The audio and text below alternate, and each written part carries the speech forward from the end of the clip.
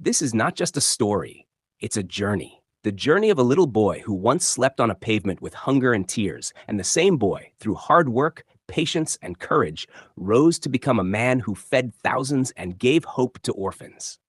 This is the story of Arman, the journey from pavement to palace. In the heart of a bustling city, where glass towers pierced the sky and neon lights never seemed to rest, a boy of 10 lay curled on a cold pavement. His name was Arman. The city was alive with energy, but for him, every sound was a reminder of his loneliness. Cars rushed past, street vendors shouted, and laughter echoed from well-dressed families.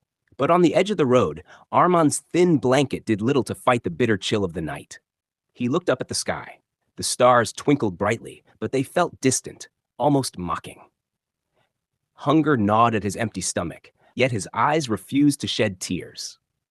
Life had taken his parents early. A sickness that swept through their poor neighborhood left him an orphan. Since then, the pavement had become his bed, the streetlights his lamps, and strangers his passing company.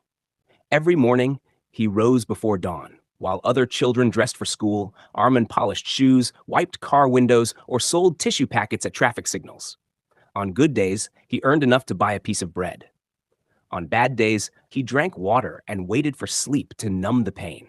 Yet, even in that misery, there was something radiant in the boy, a strange kindness. If he earned a little extra, he would feed the stray dog who wagged its tail near his spot or buy food for a smaller child. He had nothing, but he never let his heart turn hard. Arman quickly learned that survival on the streets meant more than hunger. It meant facing insults and cruelty. "Go away, beggar," people shouted when he tried to sell them tissues. "Don't touch my car." Another man snapped while Arman wiped his windshield. Sometimes shopkeepers chased him with sticks, fearing he would steal. Other times policemen kicked over his tin can, scattering the coins he had collected with such effort. But the boy picked them up silently and whispered to himself, one day, I will not be here. I will build something better." At night, he sat by a tea stall run by an old man. The stall owner, though poor himself, often gave Arman leftover bread. One evening he asked, "Don't you ever feel tired, child? Don't you want to give up?" Arman smiled faintly, his eyes burning with determination. "I will never give up. One day, I will build a life so big that I can help every child who sleeps hungry like me." That sentence became his secret prayer. Years passed in hardship. By the age of 14, Arman had saved a handful of coins. He bought corn from the wholesale market and began roasting it on a small coal stove by the roadside. His voice was cheerful as he called out to passersby. Customers noticed his honesty. He never cheated, always gave full portions, and treated everyone with respect. Slowly, his roasted corn became popular. Though his stall was tiny, Arman's heart was big. Whenever a hungry child came to him, he gave food without asking for money.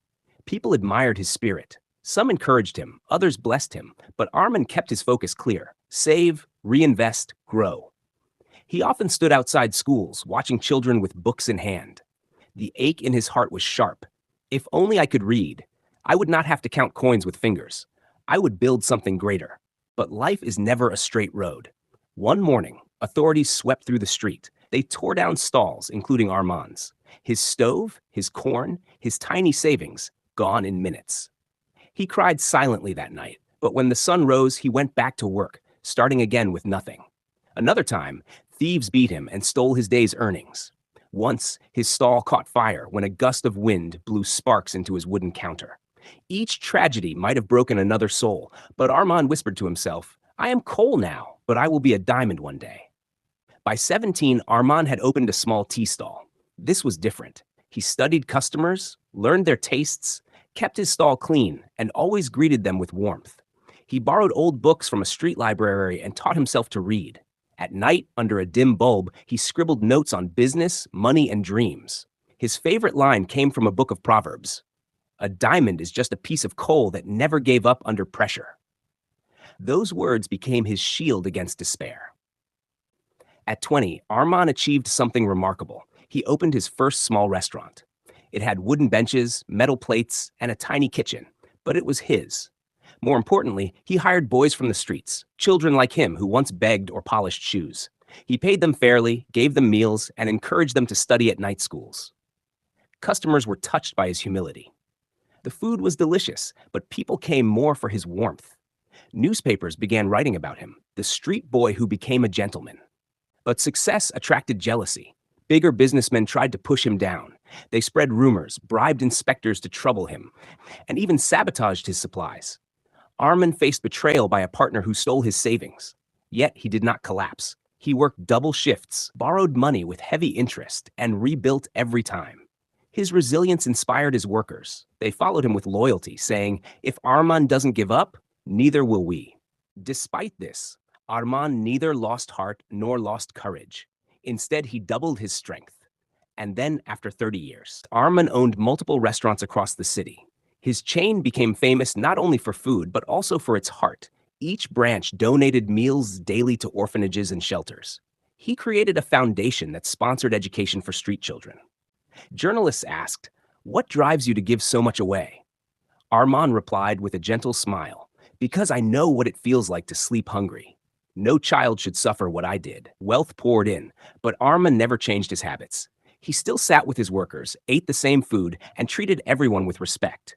He built hospitals, schools, and shelters. He funded scholarships for bright but poor students. For him, money was never the destination. Kindness was.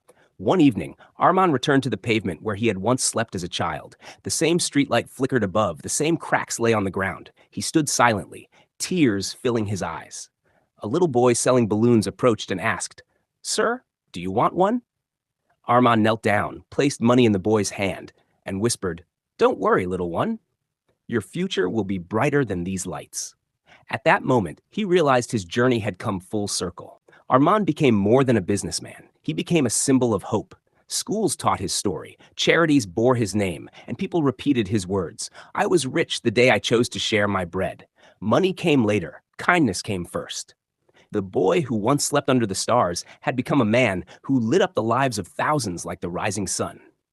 Arman's story reminds us that success is not about the weight of your wallet, but the weight of your heart.